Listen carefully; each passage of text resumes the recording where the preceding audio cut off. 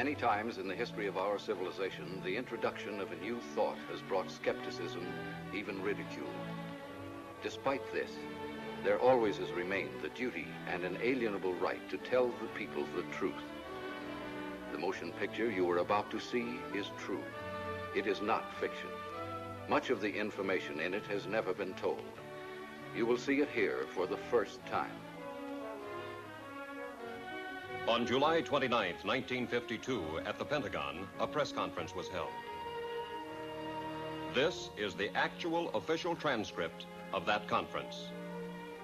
Among those participating were Major General Roger M. Ramey, Director of Operations, USAF; Colonel Donald L. Bauer, Technical Analysis Division, Air Technical Intelligence Center; and Captain Edward J. Ruppelt, Aerial Phenomenon Branch, Air Technical Intelligence Center. This is Major General John A. Samford, Director of Intelligence, United States Air Force, who conducted the conference. Why was the conference held? It all began with an incident which occurred in 1947. On the afternoon of June 24th of that year, Kenneth Arnold made the first report on flying saucers. On this day, Arnold took off from Chehalis, Washington, and flew toward the Rainier Plateau at an elevation between 9,000 and 10,000 feet. Over Mineral, Washington, he observed a formation of very bright objects to the north. He radioed ahead that they appeared to be close to the mountaintops and traveling at tremendous speed. When Arnold came in for a landing at Pendleton, airport personnel and the local press were waiting for him.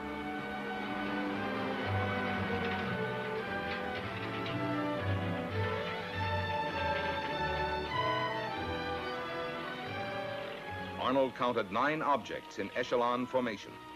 He observed that they had no tails and described them as saucer-shaped objects. The story was picked up by the wire services. He saw what? In the next 24 hours, virtually every newspaper in the country ran the story.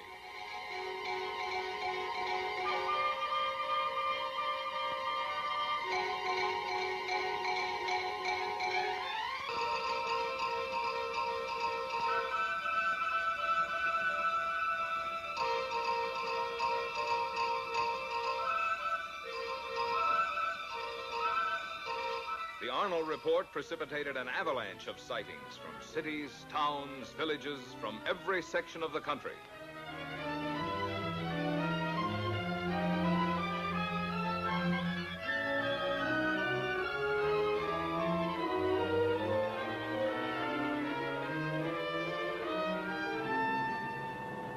The commercial aspects of the saucer situation were not overlooked.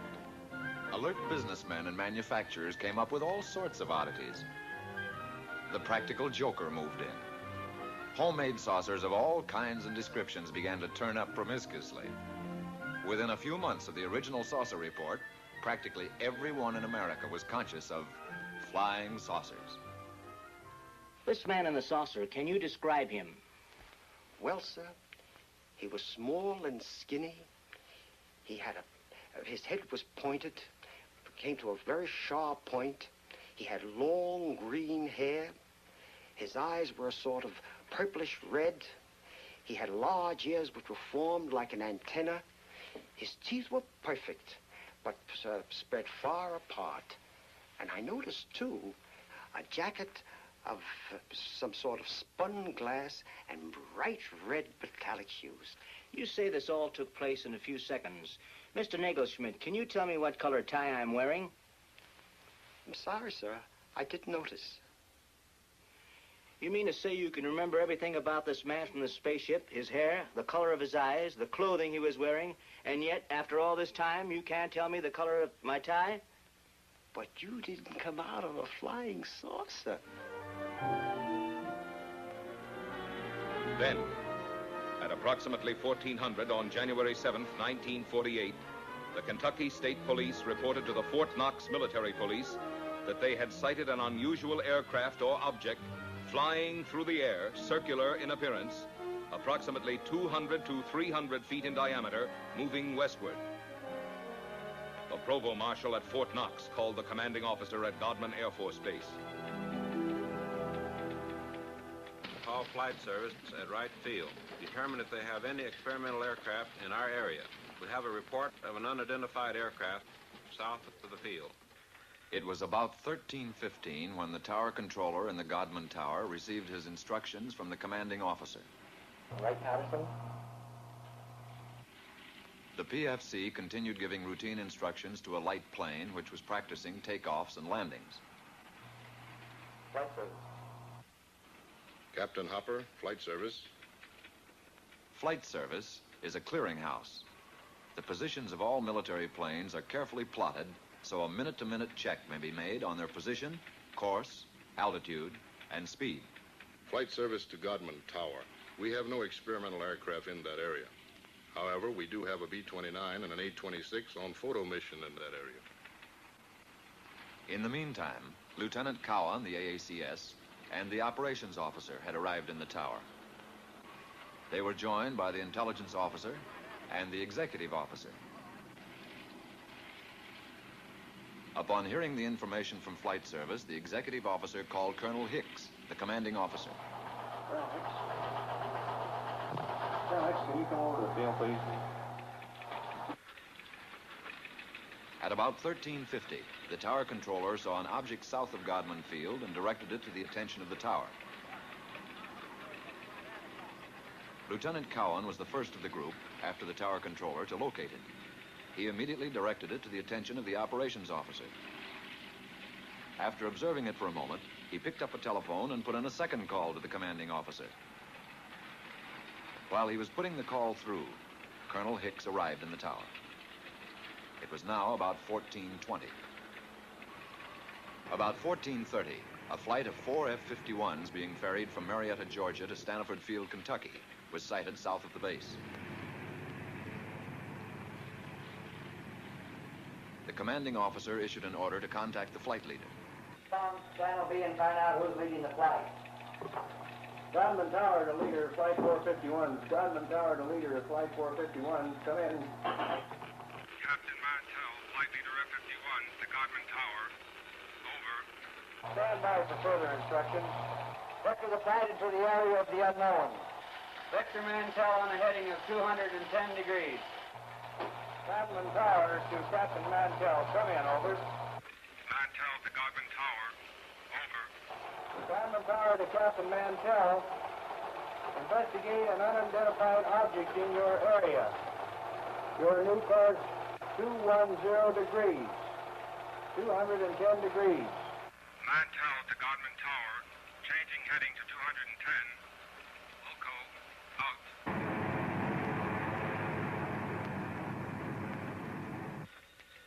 One of the ships in Mantell's formation, NG-336, piloted by Lieutenant Hendricks, requested permission to land at Stanford Field to refuel and get oxygen. Permission was granted. Captain Mantell and the other two planes started to climb toward the object. The second pilot made a similar request. Both wingmen refueled and, after getting oxygen equipment, took off again. Captain Mantell, flying NG-3869, continued climbing, outdistancing his wingmen. At 14:45, Mantell called the tower. Mantell to Tower. I see it. Above and ahead of me. I'm still climbing. A few moments later, one of Mantell's wingmen was heard.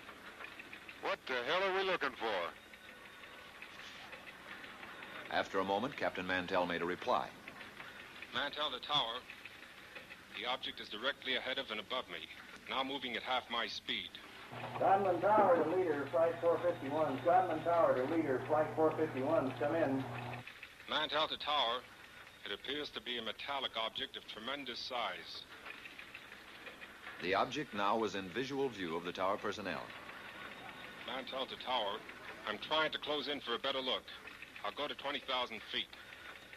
Shortly after this, Pilot Hammond, the remaining wingman with Mantell, called Mantell over his radio. Level off, Captain, until I've regained visual contact. The personnel in Godman Tower waited tensely for Mantell's reply, but he made no answer. A moment later, Pilot Hammond made another report to the tower. Mantell seemed to have disappeared. Mantell had apparently climbed beyond his wingman. At 15:25, the remaining wingman broke off and returned to Stanford Field. The object, which was in visual sight from the tower, as were the F-51s during the chase, disappeared at approximately 1550. The F-51s were first lost to view, and then the object went behind a cloud. Godwin Tower to Captain Mantell. Come in. Over. This is Godwin Tower to Captain Mantell. Come in. Over. At 1750, Staniford advised Godman Tower that Mantell had crashed 5 miles southwest of Franklin, Kentucky. The crash had occurred at approximately 1645. Captain Mantell was killed.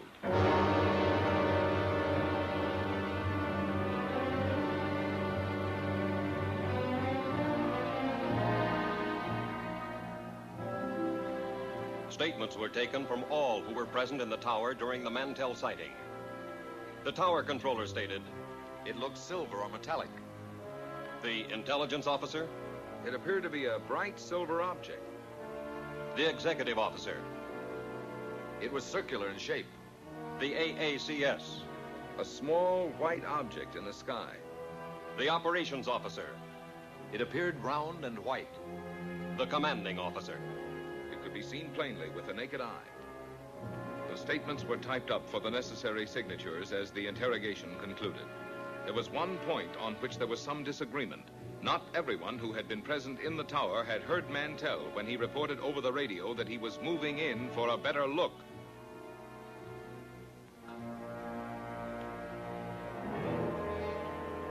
The more lurid sections of the press reported that fragments of Mantell's plane were found to be radioactive. Some news sources reported that an autopsy revealed that Mantell had been killed by some kind of death ray unknown to our men of science. These reports were false. Because certain publications persisted in using a sensational approach in reporting sightings, there were increasing demands from the public for an explanation. However, the Air Force had already taken official cognizance of the flying discs. Headquarters, United States Air Forces, issued a directive for a detailed study of flying disc reports. This project received a secret classification and the code name of Sign.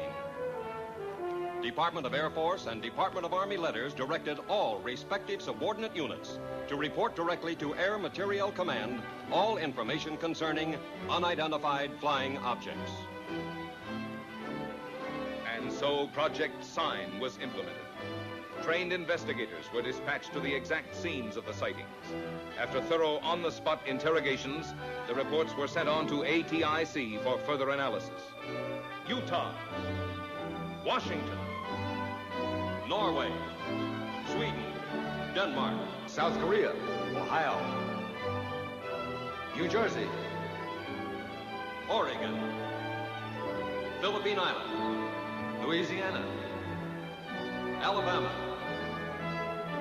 Tennessee, Kansas, Massachusetts. As an example of the credible type of sightings reported by reputable, trained observers was the report of Captain Willis Sperry. What is your full name, Captain? Captain Willis Sperry, How long with American Airlines? 17 years. What was the date of sighting? May the 29th, 1950. And the time of sighting? 9:30 in the evening. The origin of sighting? 60 miles southwest of Washington, DC. And the destination? Nashville, Tennessee. What was the visibility? It was unlimited. What was your altitude? 7,500 feet. Who of the crew first saw the object? The co-pilot called it to my attention as I had turned to reach for a map. The object was flying head-on at us. It was 50 times the magnitude of the brightest star. I immediately made an abrupt turn to avoid collision. As I looked to my left, the object appeared to come to a stop. Can you describe the shape of the object? It appeared as a perfectly streamlined object without wings or tail section, as it was silhouetted against the full moon. At all times, it had a brilliant, shimmering blue light in the nose. It was traveling at fantastic speed, and although it had passed off our left wingtip, it circled us in a matter of seconds and appeared off our right wing. There again, it stopped, and we watched it for several seconds. When again it started, it reversed its direction. We watched it for several more seconds until it disappeared in the east out of sight. Have you ever seen any other similar object, Captain? Never before or since.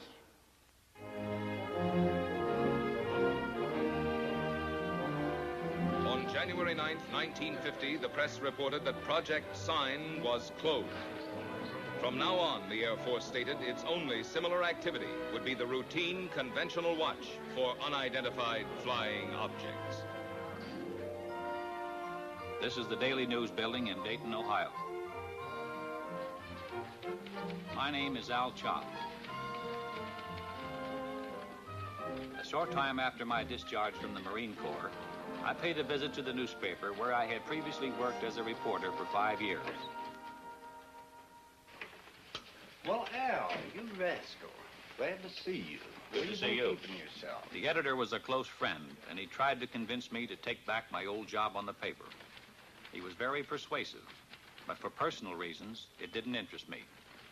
Oh, but you remember the old days here. Now it's all different. 3 hours for lunch, double time for overtime, blonde copy girls. Once he realized that my mind was made up, he made another suggestion. It was due to this casual suggestion that I walked right into the middle of the flying saucer story. Ever since the Korean situation, there's a lot of activity out at Air Material Command. You could fit right in that public information office there. Who's the man to see out there? Friend of mine, Major Cross. I'll call him now. The idea appealed to me. I'd always been intensely interested in aviation. Also, I liked the idea of settling down in Dayton again. Both Dee, my wife, and I had a lot of friends there. It would be like coming home again. The editor set up an appointment for me at Air Materiel Command. This is what I wanted, but a man never knows what he's getting into. The next day, I went out to AMC and talked to the major. He seemed satisfied with my newspaper background. I was interviewed by a personnel official who filled out the necessary papers preliminary to an Air Force security check. Full name? Albert M. Chop, C-H-O-P. Age? 35. Married? Wife's name? Dolores. Children? Girl, age 11, boy 5.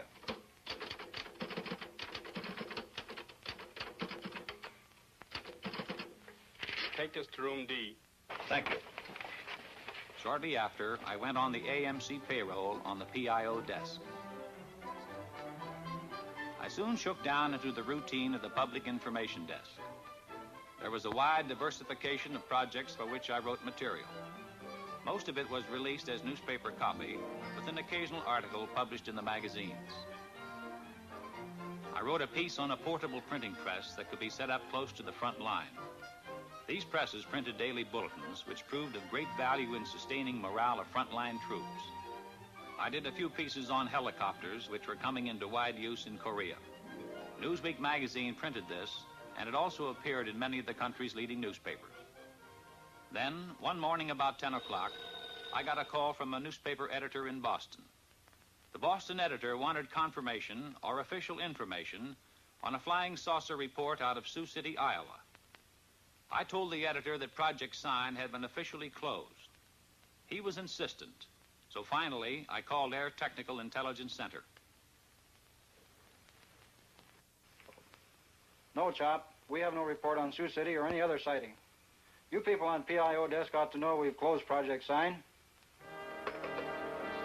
For the next couple of hours, calls came in from newspapers all over America.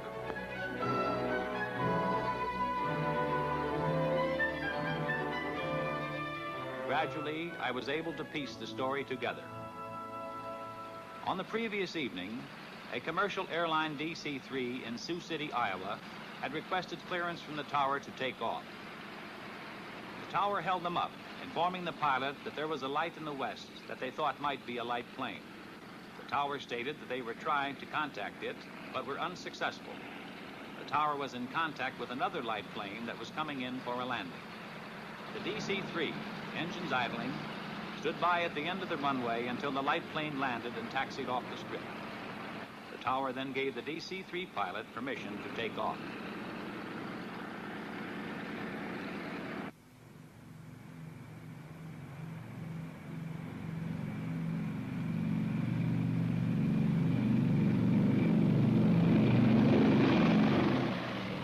DC-3 climbed for altitude, an unidentified light suddenly closed in. This was the object that the tower unsuccessfully had tried to contact by radio. The tower observed this and radioed the DC-3, but the light had already been observed by both the pilot and co-pilot. Suddenly, the light accelerated and made a head-on pass at the plane, which swerved to avoid a collision. It zoomed past them, close to their wingtip. The pilot called the tower and described the object as a B-36 without wings. After being observed by several passengers, the object suddenly zoomed straight up and disappeared. About noon, 2 reporters came in asking for information on the Sioux City sighting. What's new on this saucer story, Al? We have nothing on it. Project Sign is closed. ATIC is no longer investigating these things. How stupid can they get? How can they drop an investigation when there are things going on like this Sioux City incident? Look, George, I don't make policy around here. I've got a job, and I take my orders just like everybody else. They insisted I make another call for verification with ATIC. I indicated to one of the reporters to pick up the extension and listen in, so he, too, could hear. Yeah, hello, Major. Al Chop. Couple of reporters here want some information on Sioux City. Look, Al, the answer is the same. The project is closed. I told you that before. Yeah, thanks, Major. You heard the man. This thing doesn't add up. Those men saw something up there. Oh, there's probably some simple explanation for it. Don't tell me you guys believe this saucer bunk. You're just sitting on a story, Al. Well, you believe what you like. But personally, I think this whole saucer business is pure, unadulterated bunk. One day, shortly after the Sioux City incident, I went over to get a story on a former German scientist. Area B was a maximum security section. The story appeared in the New York Times. I had obtained the background on the scientist from the files. He was formerly one of the top men at Peenemünde, Germany, one of the key figures participating in the successful development of the V-2 rocket. This scientist had succeeded in developing a 98.8% pure aluminum oxide. These crucibles were vital to our nation's defense. They were used to melt super-hard metals needed to build turbine blades for our jet aircraft. Tell me, young man, what new reports are you getting on unidentified flying objects? Flying saucers? Oh, they keep coming in every once in a while, but we don't take them too seriously. Oh, no? Of course not. It must be amusing to a man in your line of work to hear about all these screwball reports. It is my firm opinion that these sightings should be investigated most meticulously. You don't believe that these flying saucers actually exist, do you? And how can you be so certain they don't, Mr. Chop? Well, I just don't believe it. Our minds should be open on all subjects. Wrong conclusions are usually the result of lack of comprehensive analysis. Of course. Well, thank you, Doctor. I won't take up any more of your time. And I'll let you read the article before I send it in. Thank you, Mr. Chop. I'll be looking forward to it.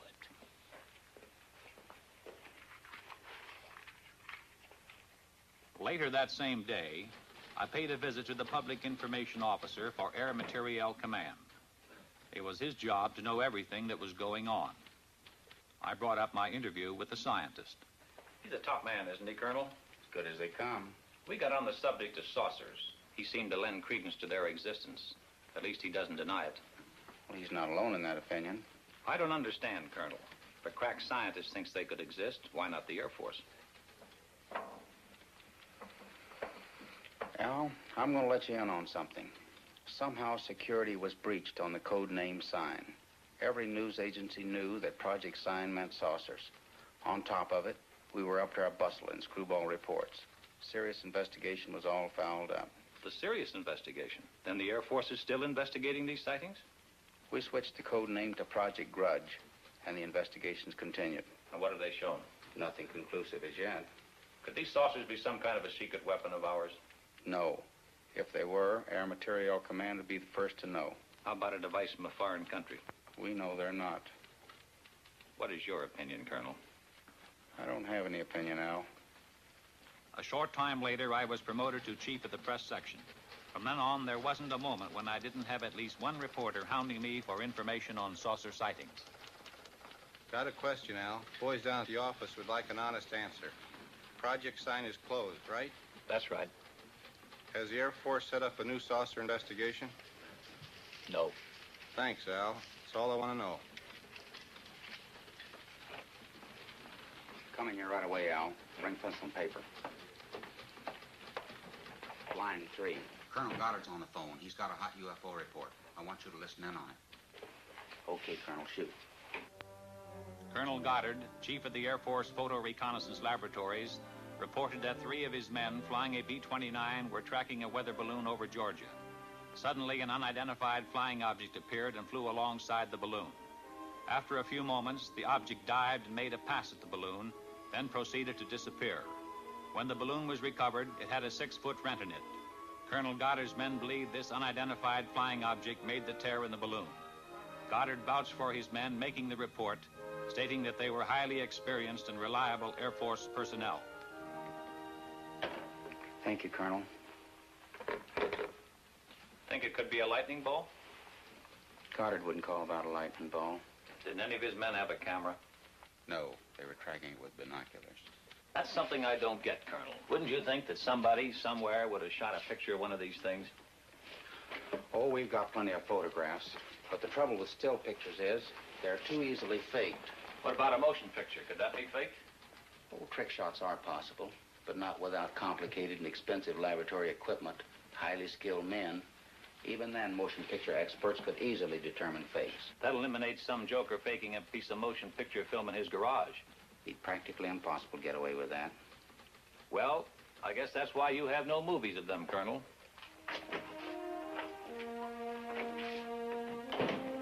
As chief of the press desk, my work hours, my meals, my sleep became increasingly disturbed and chaotic. I saw little of my wife and children. Chip, my son, was at this time making periodic visits to a doctor in Dayton. How's Chip? I feel more hopeful with the new specialist. You look tired. Since you've gotten this new job, the children don't know their own father anymore. Yeah, sometimes I wish I were back on the newspaper. I was talking with Mrs. Collins today. She tells me her husband's cousin works with a man who swears he saw a flying saucer. I thought I told you that term was taboo in this house. Do you really think they might be from Mars or someplace? Look, honey, don't you get like the rest of those screwballs that I have in my hair all day. Every time some kid flies a kite, 50 different people see spaceships. Come on, let's get to bed. A few days later, the colonel and I were talking over routine press releases on a new type transport plane, when suddenly the colonel veered off at a tangent. By the way, there's a magazine fellow coming out here from New York to do a story. I want you to set up appointments with the people he'll want to see. Right. What magazine is he representing? Life. What are they after? He's going to write a piece about unidentified flying objects. Are you serious? Life was given clearance by the Air Force Commanding General. How come? When the General Staff makes a plan, they have the whole picture in view. We here at Dayton see only a smaller section. Pentagon has its reasons. Very good ones, most likely. When the Life story breaks, we're going to have to fight our way in here through a milling mob of inquisitive reporters. No, Al, you won't. You won't be here. Colonel Searles in the Pentagon has requested you by name. He wants you to join his staff in Washington. Colonel, it's been swell working with you. But under the circumstances, I'll be delighted to get out of here.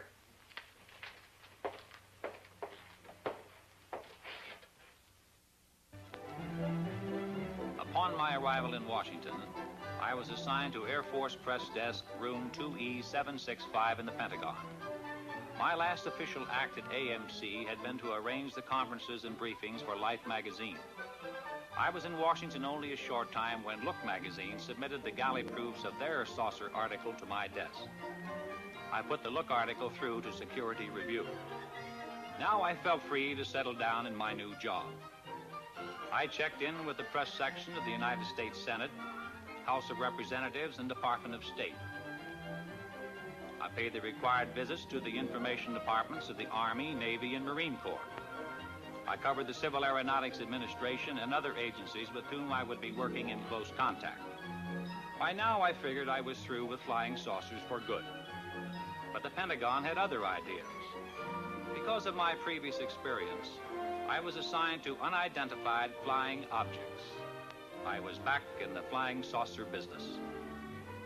In the activity of setting up housekeeping and getting adjusted to the new job, I completely forgot about the Life magazine article. Also, I was able to spend more time with Chip. My son had been deaf in one ear since infancy, and it was difficult for him to play with other children. I had settled down to a regulated home life, but it was only a lull before the storm.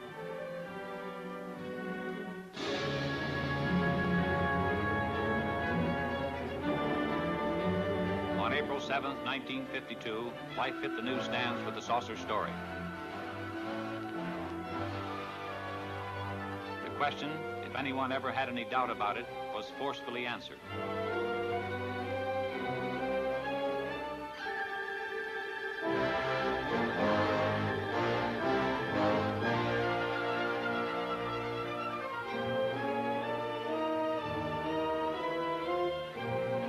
The public, America as a whole, had an intense, avid interest in the subject of flying saucers.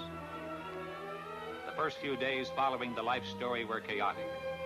Naturally, my desk was an exposed point, and I was under an incessant barrage by newsmen. Shortly after the Life story, Look's coverage of saucers hit the newsstand. Their story featured a saucer map, including a statement by the commanding general, U.S. Air Force, Hoyt Vandenberg. Vandenberg stated, "The Air Force is interested in anything that takes place in the air. This includes the aerial phenomenon commonly known as flying saucers. Many of these incidents have been satisfactorily explained. Others have not." Project Grudge was expanded and augmented. The classified name Grudge was dropped. The new code name for the UFO investigative project was Blue Book. The general appointed Captain Edward J. Ruppelt of ATIC at Wright-Patterson as officer in charge of Project Blue Book. Ruppelt's department was designated as Air Phenomenon Branch, Air Technical Intelligence. At Ruppelt's disposal was a large staff of distinguished scientists, both military and civilian. One day, Major Dewey Fournay of Current Intelligence Branch sent for me. "Will you come in here a minute, Al?" Major Fournay was intelligence technical analyst and UFO monitor. "Thanks, Captain." "Al, I just got a call from Captain Ruppelt. A Navy photographer named Newhouse has made a sighting near Tremont in Utah. He got some UFOs on film." Motion pictures? Motion pictures. This film should prove interesting on a comparative basis. Comparative with what? With the Montana film. ATIC's had it for some time over at Dayton. You mean ATIC has had motion pictures? Why wasn't I told about it? You're being told about it now. Can I see these films? Ruppelt has the Newhouse film. It's back at Dayton being processed and analyzed. But I can show you the Montana film. This film was shot August the 15th, 1950. It was taken in Great Falls, Montana by Nick Mariana. Immediately after we were notified of the sighting, we sent an intelligence man to get a first-hand report. My name is Nick Mariana. For the past 6 years, I've been the general manager of a minor league baseball club called the Electrics. We play out of Great Falls, Montana, and are a farm club of the Brooklyn Dodgers. On August 15th, 1950, at Legion Ballpark in Great Falls, Montana, after a couple of hours in the clubhouse office, I went up into the grandstand to call the groundskeeper. As I reached the top of the stairway, I glanced northward to the tall Anaconda Copper Company smokestack to check the direction of the wind from the white smoke. Force of habit, I suppose, because our outfielders use it as an indicator on defensive play. As I looked up, I saw two silvery objects moving swiftly out of the northwest. They appeared to be moving directly south. The objects were very bright and about 10,000 feet in the air. They appeared to be of a bright, shiny metal, like polished silver. Both were the same size and were traveling at the same rate of speed, which was much slower than the jets which shot by shortly after I filmed the discs. Suddenly, they stopped. It was then I remembered the camera in the glove compartment of my car. I raced downstairs, yelling for my secretary, Miss Virginia Ronick. The distance from the top of the stairway to my car is about 60 feet, and I must have made that in about 6 jumps. I asked my secretary if she saw anything, and she said yes, 2 silvery spheres. I unlocked the glove compartment of my car, took out the camera, turned the telephoto lens on the turret into position, set the camera at f/22, picked up the objects in the viewfinder, and pressed the trigger. The discs appeared to be spinning like a top and were about 50 feet across and about 50 yards apart. I could not see any exhaust, wings, or any kind of fuselage. There was no cabin, no odor, no sound, except I thought I heard a whooshing sound when I first saw them. As the film clicked through the camera, I could see the objects moving southeast behind the General Mills grain building and the black water tank directly south of the ballpark. I filmed the objects until they disappeared into the blue sky behind the water tank. There's only a few feet of film. It'll be over practically before your eyes are focused on it. Now remember, there's only a few feet of film, so watch closely. I still had my doubts, but I must admit I felt an excitement about seeing actual motion pictures of unidentified flying objects for the first time. Ready? Ready.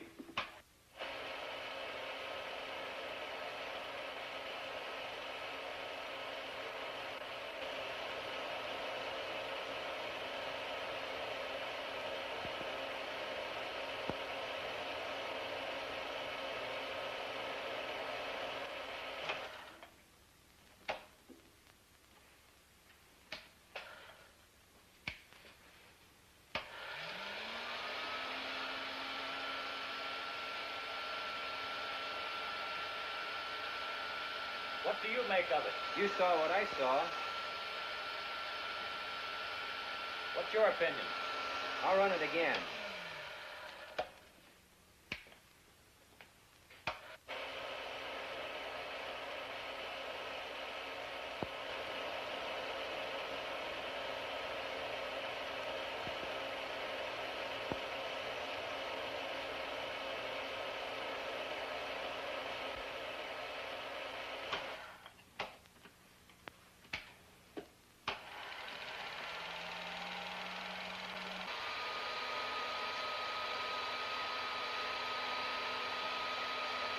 Do you have a transcript on Mariana? It's at Dayton. Good. Colonel Searles wants me to go to Dayton. That is, if you'll give me clearance. I'll have you cleared. It's a good idea for you to get acquainted with the history of UFOs. When you get to Dayton, you'll meet Captain Ruppelt. The 3 of us are going to be working closely from here on. Ruppelt will give you a complete briefing on Blue Book. What's the story on him? Ruppelt's an aeronautical engineer. He knows about things that fly. An excellent man to head up Project Blue Book. Okay. Once again, what's your opinion of this film? As far as I'm concerned, I'll have to classify them as unknowns. I'll run the film again, this time in slow motion.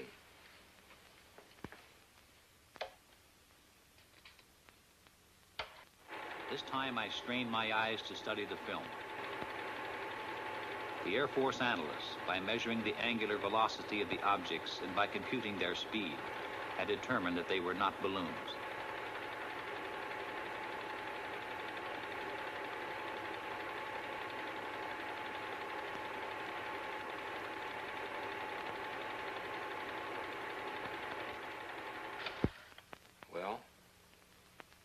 There was something up there in that sky.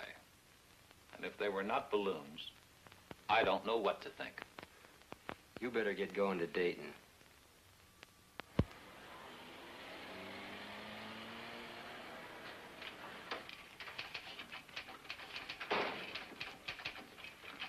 Yes, sir. May I help you? I'll chop to see Captain Ruppelt. Captain's right over there, sir. Thanks. Captain Ruppelt, I'm Al Chop. Have a seat, sir. Major Fernet lured me you're arriving. You got the green light here. Where would you like to start? As a springboard, I suggested that he brief me on the general outline of how the organization handled reports on UFOs. Ruppelt began to fill me in on the baffling saucer problem, including a breakdown on the reported sightings supplemented by graphs. There were literally hundreds of cases where Air Defense Command pilots had attempted to intercept UFOs. There were sightings where UFOs had been tracked by ground radar, airborne radar, ground observation, and combinations of all these elements. I accompanied intelligence officers on investigations. I witnessed the difficulty in breaking down and gaining the confidence of those who were reluctant to talk about their experiences for fear of personal ridicule and embarrassment. Others were cooperative. I observed the technique of thorough interrogation used by Blue Book's analysis and investigative staff. In almost every case, I heard the same words used to describe the sighting. These words were lights and metallic objects. There were reports by reliable, competent observers, including high-ranking Air Force and Navy flyers, civil engineers, and scientists. I learned that the staggering total of over 3,500 reports had been received. Quite a few of these sightings are unsolved. Approximately 85% of the sightings are designated as solved. According to this document, 14.3% of all sightings are officially designated as unknown. The newsmen keep hitting me with the unsolved cases. Anyway, solved is a big word. How do you solve them? There's nothing hit or miss about it. I'll show you. On December 1st, 1952, between 4:30 and 5 o'clock in the morning, several major airports in this area reported a single round object. It was flashing, first white, then white-orange, then amber. It was observed northwest of this central point at an angle of 15 degrees above the horizon. Remember that 15 degrees. It's important. Reports arrived here from Teterboro Airport, Westchester Airport, Newark Airport, LaGuardia Airfield, Idlewild, and Mitchell Field. This flashing sphere of light was also observed by an Eastern Airline pilot who radioed in his report. Various observers at all these airports watched the object through high-power binoculars. When the report arrived here, we checked the weather in that area with Air Force Weather Bureau. That night, at that time, there was no temperature inversion. We got in touch with Navy Balloon Project Center at the University of Minnesota. That gave us an exact schedule of balloons released from that center. We got similar information from every other point where weather balloons are released through Air Force Balloon Plotting Center at Lowry Field, Denver. We contacted Air Force Weather for wind conditions and velocity at the altitude of known balloons. A precise computation of balloons in the air and known wind conditions definitely removed balloons from the picture. We checked with Flight Service to determine if any aircraft were in the vicinity on the bearing at that time. There were no aircraft. And still this thing was up there all the time, being observed by various personnel from airfields all over that area? Correct, and they were seeing it. We checked with our contract astronomer at a leading university in the locality and gave the astronomer the angle of elevation and bearing of the object. Remember, the object was observed at an angle of 15 degrees above the horizon, and I told you that was important. It proved to be the conclusive factor. Our astronomer reported that at the time of the observation, the planet Jupiter was 15 degrees above the horizon, and on the angle of elevation and bearing of the object, there's no doubt about it. What all these people saw was Jupiter. What made the light flash? Atmospheric conditions. The same conditions that make the stars appear to twinkle. You people really go into these things. We try. In over 80% of the cases, we come up with the correct answers. We don't get the correct answers in all the cases. What about the motion picture made by this Navy man, Newhouse? We're working on that. How does it look? Impressive. Can I see it? It's being analyzed. When the film is available, will I be able to take a look at it? As soon as analysis is completed, you'll see it. Satisfied? Yeah. How long will that take? About a week. We're doing an exhaustive check on the Newhouse stuff. Really putting it through the ringer. When we're through, we'll forward a print to the Director of Intelligence with a complete report of our analysis. Fill me in on Newhouse. Would you consider him a qualified observer? He rates as a top flight observer, an extremely competent one. Immediately upon getting word of his sighting, he dispatched an investigator from Travis Air Force Base to interrogate Newhouse. The exact date of his sighting was July 2nd at 11 a.m., Mountain Standard Time. I was driving on U.S. Highway 30 South with my wife and our son Delbert and our daughter Ann. We were on our way from Washington D.C. to Portland, Oregon on vacation before reporting to my new duty station at the Aviation Supply Depot, Naval Supply Center, Oakland, California. About 7 miles after we passed through Trail Mountain, Utah, my wife noticed a group of objects in the sky which she could not identify. I pulled over to the side of the road, stopped, got out, looked up, and saw the objects. There were about 12 of them in a rough formation, proceeding in a westerly direction. They were like nothing I'd ever seen before, although I've logged some 2,000 hours in the air. They were identical in appearance. How would you describe these objects? Like two saucers, one inverted over the other. I had no means of judging the altitude. It appeared to me to be about the size of B-29s at 10,000 feet. Did you photograph them immediately? I watched the objects for a few moments before getting my camera out of the suitcase. Then I lost more time getting film out of the second suitcase and loading the camera. When I first saw the objects, they were almost overhead. By the time I had the camera ready to go, they had moved to a considerably greater distance. What kind of a camera did you use? A 16mm Bell & Howell, Filmo Auto Loadmaster with the 3-lens turret. I selected a 3-inch lens and set it on f8 and focused at infinity. Did you think of using slow motion? No, the camera was set on 16 frames per second, and in the excitement of the moment, I didn't think to shoot at a greater rate, although that would have improved the coverage. I centered the viewfinder on the objects and made the first shot. Then I decided if the sky were darker, the objects would show better.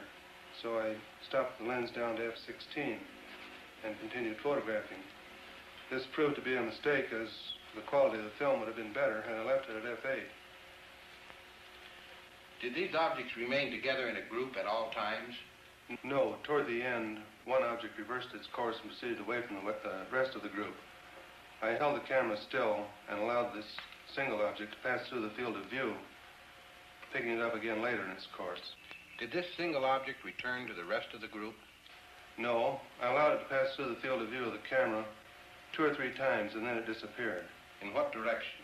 Over the eastern horizon. What did you do then? I turned, swinging the camera just in time to see the rest of the group disappear over the western horizon. What was the weather? The weather was bright and cloudless. Visibility good? The visibility was excellent. How does this film you shot compare with what you saw with your naked eye? You have studied the film. Yes, I've studied it. I'm very disappointed. The film falls far short of showing what I saw with the naked eye, due to the delay in getting the camera started and my error in exposure. If I'd had this camera in the seat beside me, loaded and ready to go, there'd be no need for questions. The Air Force would have the answer. What is your full name, please? Delbert Clement Newhouse. And you are on active duty with the Navy? Yes, sir, I am. What is your official Navy rank? My title is Chief Photographer. I'm a commissioned warrant officer, United States Navy. How long have you been in the service? 21 years. Now, is there anything you can add to the description of these objects? They had a bright silvery color. Can you describe some particular detail? They had a metallic appearance. They seemed to be made of some kind of polished metal. The Newhouse film, as I told you, is presently under analysis. Sergeant, would you get me the Fargo case? The Fargo sighting was October 1st, 1948. A National Guard lieutenant, thank you, a National Guard lieutenant was about to land his F-51 at Fargo Airport.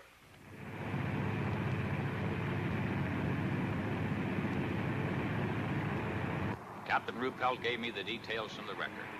The pilot, after a routine patrol flight, was cleared by the tower to land when he asked, "Anything in the way?" "There's a Piper Cub below you. Nothing else in the air." I see the Piper Cub. I see another light about 1,000 yards ahead of me. It looks like the tail light of a plane. "I can see you, but I can't see the light you're observing." The pilot told the tower he could see it and was going to close in and try to make identification.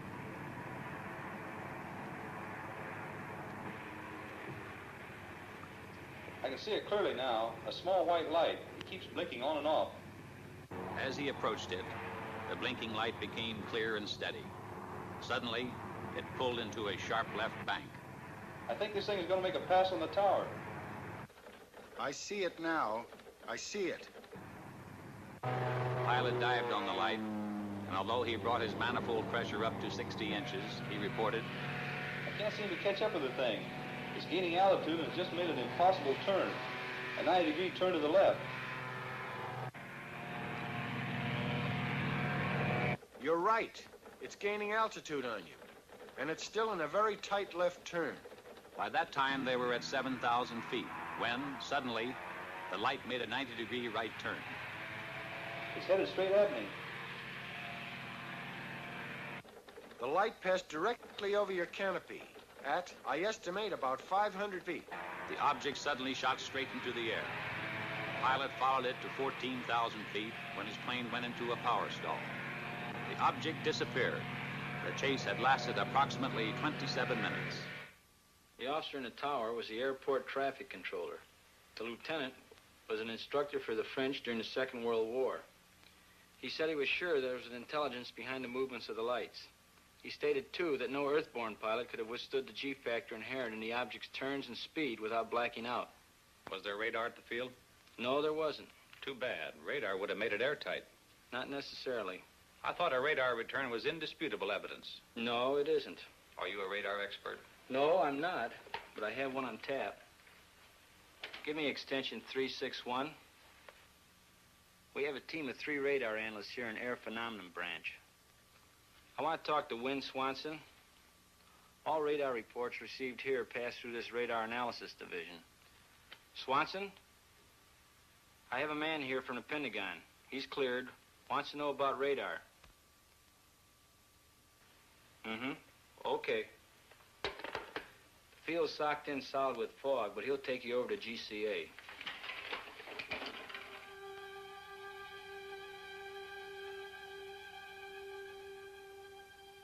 This is ground control approach. With zero visibility, GCA picks up the aircraft coming in, and by means of the pips on their scope, can talk them into a landing. Now, this scope here gives the aircraft in the area. This scope here tells you whether you're the right or the left of the landing strip, and that one there tells you whether you're too high or too low. Now, the next scope is the same as this one, except that it gives you more accuracy. Patterson, GCA.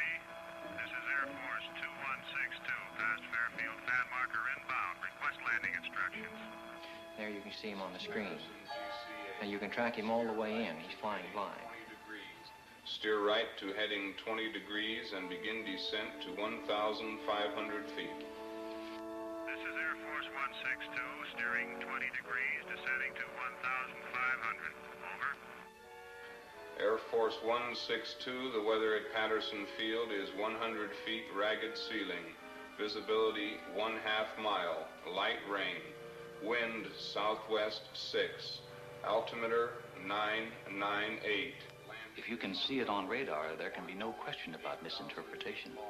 In this case, no. These are good solid blips. This is Air Force 162, roger on the weather and runway. Over. Air Force 162, steer left to heading 35, turning downwind leg. Range 8 miles south. Over. This is Air Force 162, steering 35. Over. Sometimes a temperature inversion will cause trouble. Ionized clouds or equipment malfunction will cause false blips. Can you tell a false blip from one made by aircraft? Yes, any experienced operator can tell in a minute or so. Air Force 162, steer left to heading 215. This will put you on final approach. This is Air Force 162, roger. Steering 215. Over. Air Force 162, this is your final director. How do you read me? Over. This is Air Force 162. You are loud and clear. Over. Air Force 162, roger. Your range is 7 miles. Slow aircraft to descending speed. Make final flap setting. Maintain altitude of 1,200. Heading 215. Do not acknowledge any further transmission unless unable to comply. If you do not hear GCA for any 5-second interval, climb to 1,000 feet on a heading of 125 and contact approach control. Steer right to heading 210, range 5 miles. You are now approaching glide path. Start normal rate of descent at 600 feet per minute. Entry to glide path good. Steer left to heading 212. Range 4 miles. Go above glide path 10, 15, 25 feet high. Increase your rate of descent slightly. Heading 212. Holding you on the center line. Holding 2 feet high on glide path. Check that descent. Steer right to heading of 213. Range now 3 miles.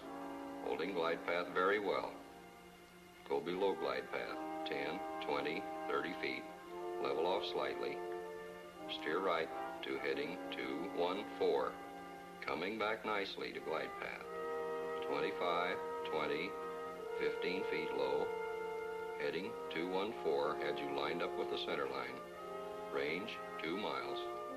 Holding 15 feet low on glide path. Bring it up slightly. 10, 5. Now on glide path. Range 1.5 miles. Heading 214 on glide path. Steer left to heading 213 over the end of runway on center line.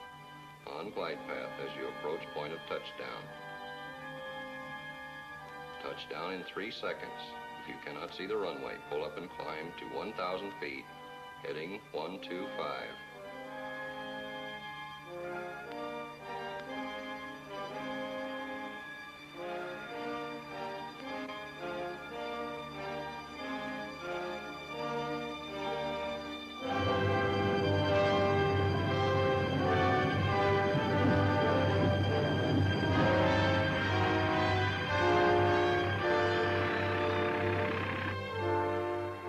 Safe at home. Well, that's it. Coffee? Yes. What exactly is your job here, Swanson? I'm one of a group of 3 radar specialists employed by the Air Force. Reports of radar contacts of unidentified objects are sent in to us from all over the world for analysis. How long have you been in Air Force intelligence? 2 years. Ever come across any cases you couldn't solve? We have unsolved cases, yes. Cases where good solid blips appeared and no known objects in the area. Then, too, we have cases of fantastic speed. Exactly what do you mean by fantastic speed? I mean speeds greater than any achieved by man. How much greater? Thousands of miles per hour. Thousands of miles. What's your idea of what they are? All I can say is unknown. You must remember that I've been restricted to only radar contacts. I have no experience with visual contacts. What do you think about the chances of these objects having intelligence behind their control? All I can say is I have an open mind. What do you think about the theory of interplanetary source? I have an open mind, period. I spent a full week in Dayton. I had hoped to see the new house film before returning to Washington, but it was still under analysis by the Wright Field Photo Lab. When the analysis was completed, the film was taken by an Air Force courier and hand-carried to Washington to be viewed by the Director General of Air Force Intelligence. It is. All set, Major? Yes, sir. Air Technical Intelligence has reported that this film could not be produced under simulated conditions. Let's go. There'll be several feet of blank film before the pictures come on.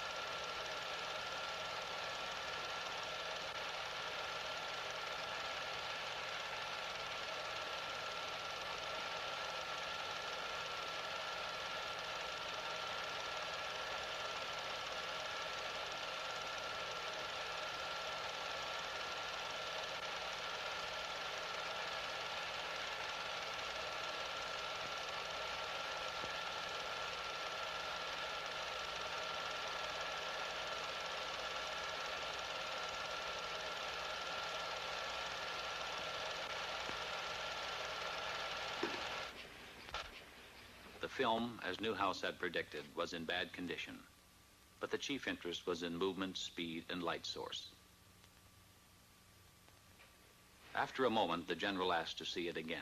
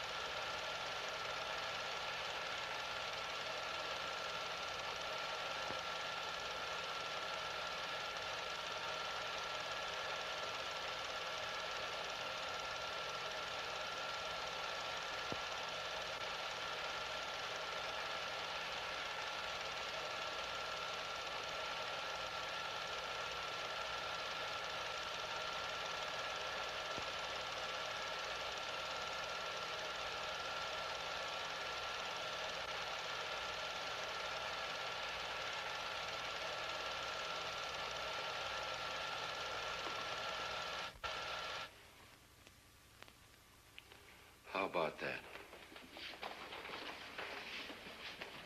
Those were the only words spoken in the room. How about that? A few days later, Major Fournay had some news for me. We got the analysis of the Newhouse film from Air Materiel Command. What does it show? Not birds, not balloons, not aircraft, not faked. With the telephoto lens used, weather balloons within 5 miles distance could have been determined on the film. At a greater distance than 5 miles, they could not attain the speeds calculated. Within a 5-mile range, an aircraft of 40-foot wingspan could have been clearly determined. In excess of 5 miles, the speeds of the objects are greater than aircraft could achieve, except in a straight-line speed run. No bird is sufficiently reflective as to cause the film to react as strongly as it is done. If they're not birds, not balloons, or aircraft, and the film isn't faked, what can these things be? The official conclusion is unknowns. The Newhouse film was only the overture. A few minutes before 1 a.m., July 20th, 1952, the curtain on the first act of the Washington drama went up. The unknowns moved in for the first time over the national capital. I had always regarded myself as a man with an intuitive nose for news. So, through the first Washington sighting, while the saucers hovered over the city, I was in bed, sleeping soundly through it all. When I reached my desk that morning, we were flooded with newspaper queries. Telephones were jangling throughout the day. Irate editors from all over the country were insistently demanding more specific information. Newsmen from the wire services, reporters from local and out-of-town newspapers were hemming me in, belaboring me with questions for which I had no answers. For the first couple of hours, we at the press desk had a terrible time getting the story straight ourselves. But bit by bit, I managed to piece it together. There had been both visual and radar contacts. Andrews Field, the Air Force installation, had radar returns similar to those on the CAA radar. Jets had been scrambled in an attempt to make an intercept of the UFOs, but they had not been successful. The week after the Washington saucer sighting was a mad, chaotic one. The story was headlined from coast to coast. As the PIO man assigned to answer saucer questions, I had been under an incessant barrage of inquiries day and night by newsmen. I could get no sleep, no rest at all. Among other things, the Washington Daily News published an interview with Harry G. Barnes, Senior Air Traffic Controller, Civil Aeronautics Administration. Barnes stated, "There is no other conclusion I can reach but that for 6 hours on the morning of the 20th of July, there were at least 10 unidentifiable objects moving above Washington. They were not ordinary aircraft. I could tell that by their movement on the scope. I can safely deduce that they performed gyrations which no known aircraft could perform. By this I mean that our scope showed that they could make right-angle turns and complete reversals of flight. Nor, in my opinion, could any natural phenomena account for these spots on our radar." Then, exactly a week later, it really broke loose. It was the night of July 26, 1952. At 10:30 p.m., I received a phone call from Ray Nathan at CAA. Hello. Cap? Yeah. Ray Nathan, get down here right away. What's up? The radar at Washington National is picking up unknown. Again? The press is hounding me for a statement. I don't know what to tell them. Dee, bring my coat and the car keys. Stall them off. I'll be right over. A couple of guys from Light Magazine are here with a camera. Stall them, too. What's the matter? Radar is picking up unknowns over the capital. Don't wait up.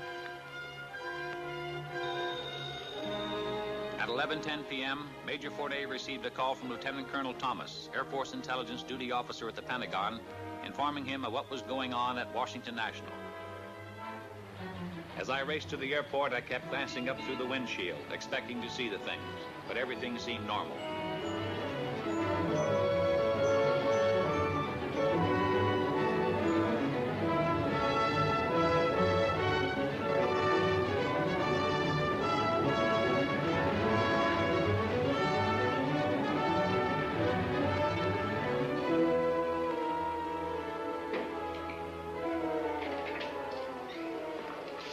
Am I glad to see you? They tell us we need your okay to get into the radar room. You can't get in, boys. I'm sorry. We want some pictures of that scope, Al. You can't photograph the scope. Why not? It's under security measures, classified wavelength, classified code names. Here we are in the biggest story in history, and you're keeping us out. Sorry, but that's the way it's got to be. Then we're going over your head, Al. Colonel Dick Searles. You can reach him at Metropolitan 89898.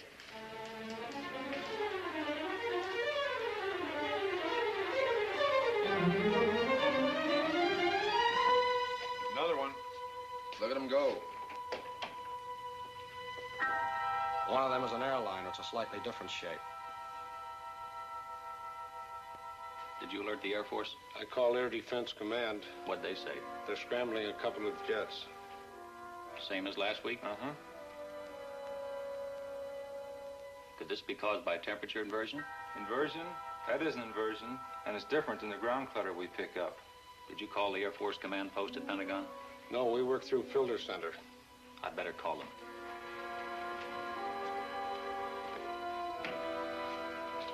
Get me the Pentagon Air Force Command Post. This is Al Chop. I'm at Washington National. Have you heard about the unknowns here tonight? We've been alerted. There's a blue flight on the way there right now. Okay. Washington Control to Flight 639, come in. Flight 639 to Washington Control, over. Washington Control to Flight 639. You're approaching traffic on your left. Can you see it? Over. Andrews Tower to Washington Control. We show an unknown just to the left of Flight 639. Flight 639 to Washington Control. We can see that traffic on our left. Over. Washington Control to Flight 639. What does the traffic look like? Over. Flight 639 to Washington Control. It's a light, a blue-green light. Over. Washington Control to Flight 639. Can you make out what type of craft it is? Over. Flight 639 to Washington Control. No. We can just see a light, a blue-green light. Over. Washington Control to Flight 639. Roger. Out. This is Bluebird 1 to Washington Control. Come in. The jets are coming on now. Washington Control to Bluebird 1. Change course to 225 degrees. Bluebird 2, hold your course. Over. Bluebird 1 to Washington Control. Wilco, out. Bluebird 2 to Washington Control. Wilco, out. They're gone.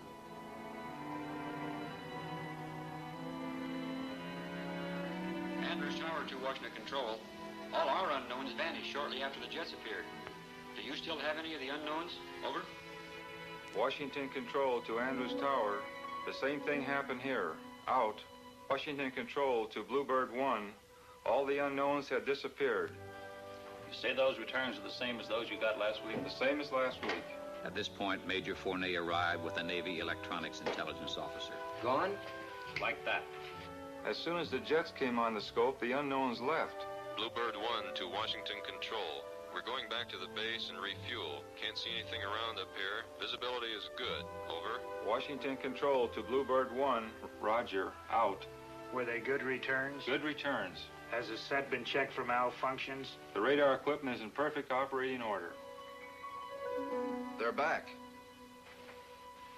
Andrews Tower to Washington Control. They're back. Just as the jets left our scope.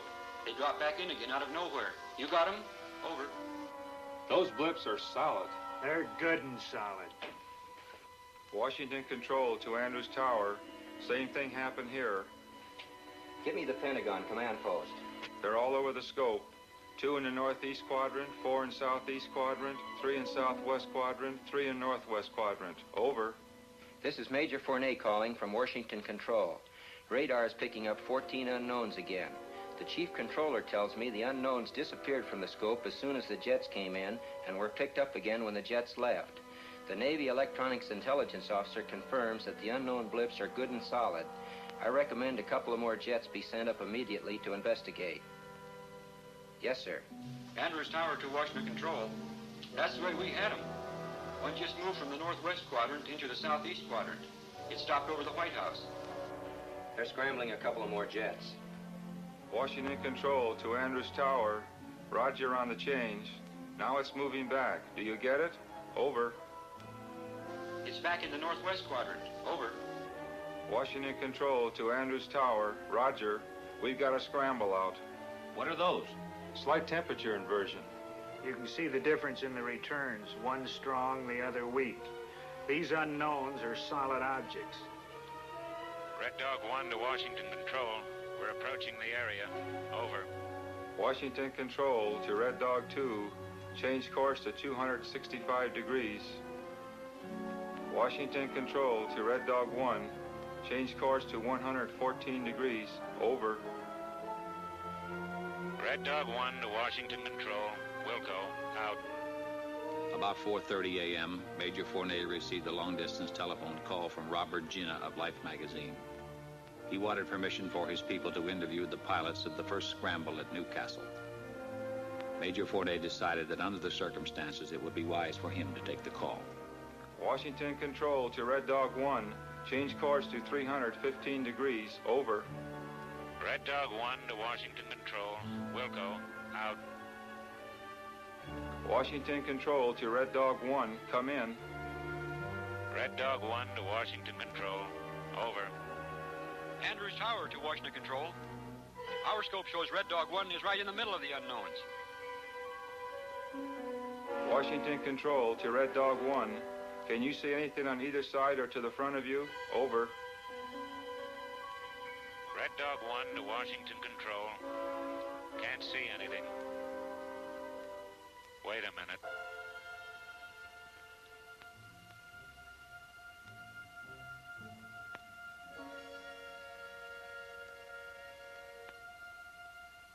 I see him.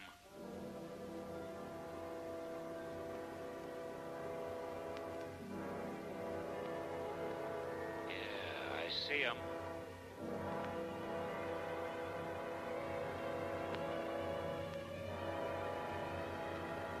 They're all around me.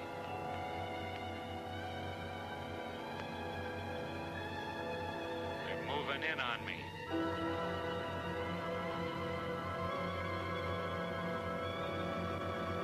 They're coming closer.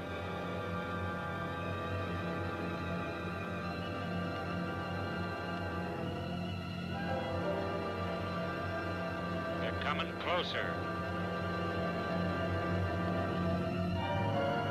They're coming right at me.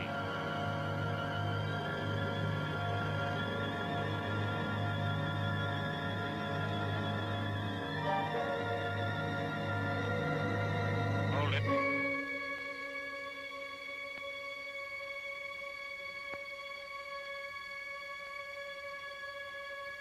They're moving off. I'm at maximum speed. They're going away.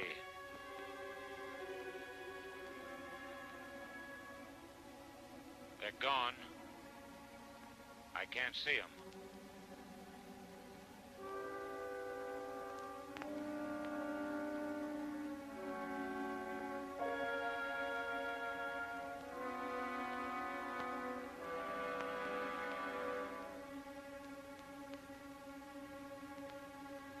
Red Dog 1 to Washington Control. I've been given permission to return to base. Over. Washington Control to Red Dog 1. Roger. Out. At 6 a.m. that same morning, I called Lt William Patterson, the pilot of Red Dog 1, who had made visual contact with the unknowns. He could add nothing more to what he had reported to us over the intercom.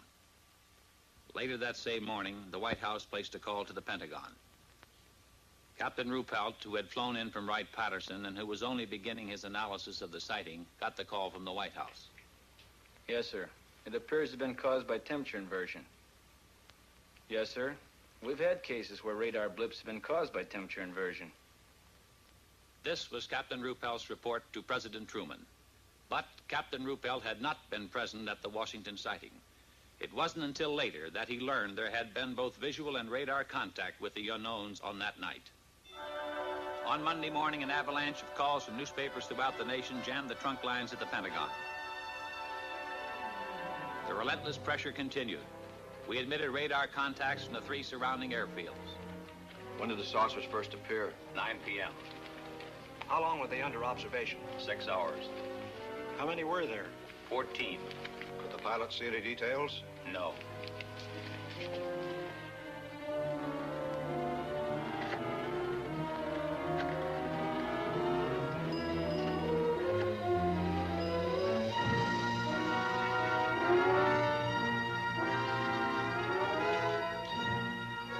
In an interview which appeared in the Washington Times-Herald, Lieutenant Patterson, pilot of Red Dog 1, said he concentrated on one of the bright lights, but it outran him. I tried to make contact with the bogies below 1,000 feet, Patterson said. I saw several bright lights. I chased a single bright light. I was at my maximum speed. I ceased chasing it because I saw no chance of overtaking it. Under the insistent demands from the nation's press and the accumulating pressure of the public, the Chief of Staff set up a press conference at the Pentagon. I was present when General Sanford spoke for the newsreel cameras. The Air Force interest in this problem has been due to our feeling of an obligation to identify and analyze to the best of our ability anything in the air that may have the possibility of threat or menace to the United States. In pursuit of this obligation, since 1947, we have received and analyzed between 1,000 and 2,000 reports that have come to us from all kinds of sources. Of this great mass of reports, we have been able adequately to explain the great bulk of them, explain them to our own satisfaction. We've been able to explain them as hoaxes, as erroneously identified friendly aircraft, as meteorological or electronic phenomena, or as light aberrations. However, there have been a certain percentage of this volume of reports that have been made by credible observers of relatively incredible things. It is this group of observations that we now are attempting to resolve.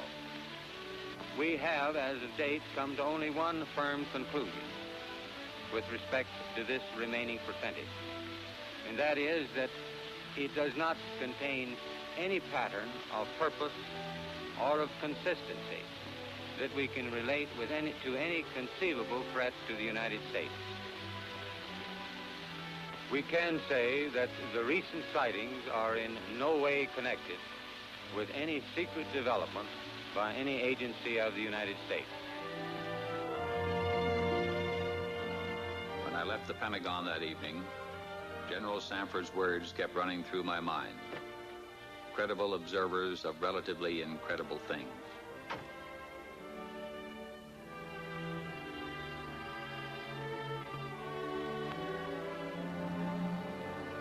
The theories of the skeptics could not stand up to the actual experiences of high-ranking military personnel, radar experts, airline pilots, and other responsible witnesses referred to by General Sanford as credible observers.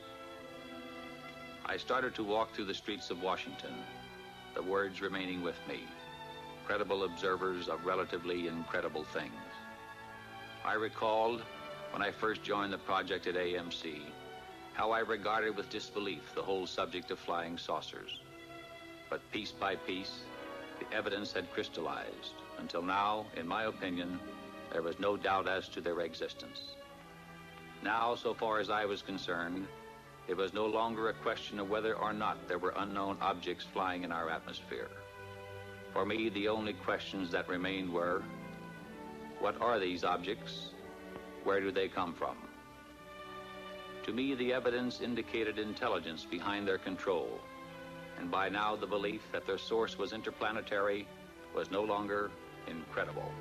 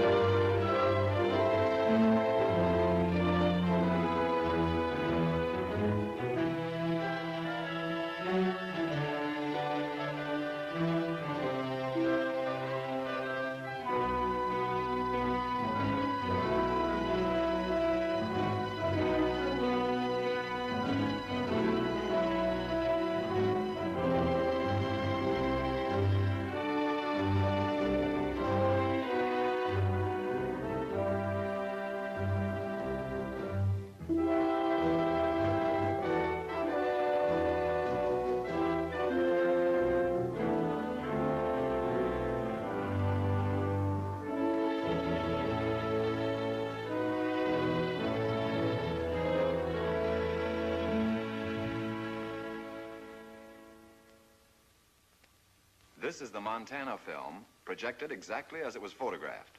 The objects are moving against a 25 to 28 mile an hour wind. This is the film in double frame or slow motion. A slight bounce in the movement of the objects as well as the tower is perceptible. This is due to the handheld camera. The film, analyzed frame by frame, shows the movement of the objects to be horizontal and steady. We will now vary the action and size of the objects and also stop the action from time to time for your study. We have just made a jump cut in the film to an enlarged size and reversed the action.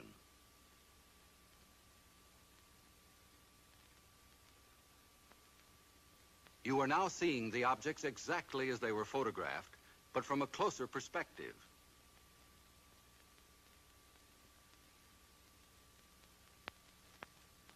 Analysis reveals that the objects are not balloons, nor any kind of known aircraft. The images are very different from those produced by any kind of birds at any distance. The shape, brightness, speed, rectilinear path, steady motion, and separation rule out various forms of optical atmospheric mirages or cloud reflections. Comprehensive analysis has eliminated meteors and other known natural phenomena. The possibility of airplane reflection has been carefully studied and ruled out. This is the Utah film as it was originally photographed. The image structure and maneuvers definitely eliminate any kind of known aircraft. This is where Chief Photographer Newhouse, in his excitement, changed exposure. He believed that by changing density and giving the film more contrast, he could clarify the objects. The single object that reversed its course. The bounce is due to handheld camera. Now we study the action of one section of the film. We stop the action. We move in. Within a 5-mile range, aircraft could be determined. In excess of 5 miles, the speeds are greater than aircraft can achieve, except in straight-line speed runs. The movement here follows an elliptical or circular pattern. Microscopic examination reveals that the objects are well focused. Their size varies from 1/6 to 1/10 the size of the moon, as it appears to the naked eye. Their form is circular and sometimes elliptical. This fits the commonly used flying saucer description. Observe the object in the upper left corner. We move in to study the action. The object upper left will go out of frame on widescreen projection.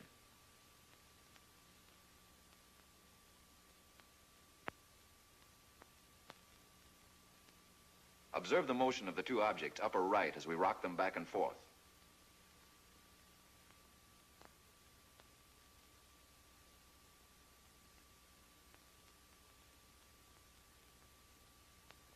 Now we move over and up on the frame to make a closer study of the object in the upper left corner.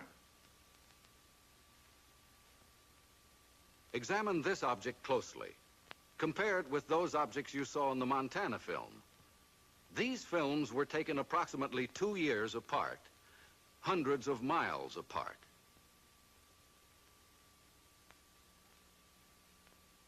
We drop back to the original perspective and resume. Now the section of the film where photographer Newhouse changed exposure. Weather conditions, together with the persistence and motion of the formations, eliminate the possibility of atmospheric mirages. Photogrammetric experiments have shown that the images cannot be associated with any kind of birds at any distance. Stop. Now forward again.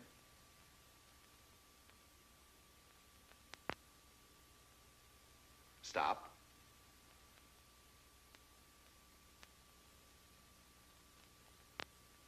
We drop back to original perspective.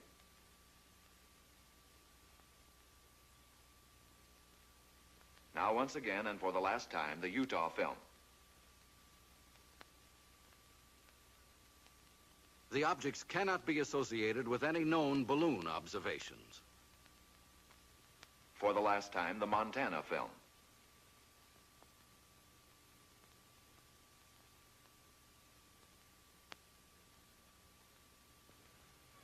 The motion picture you have just seen is authentic. It is substantiated by documentation, eyewitness accounts supported by affidavits, and official government reports. The evidence has been presented to you with integrity and objectivity to establish the fact that unidentified flying objects, commonly known as flying saucers, do exist. Some kind of flying objects have been photographed in the sky. If they cannot be identified as objects known to man, what are they? If they are not man-made, who made them? If they are not from this planet, where are they from?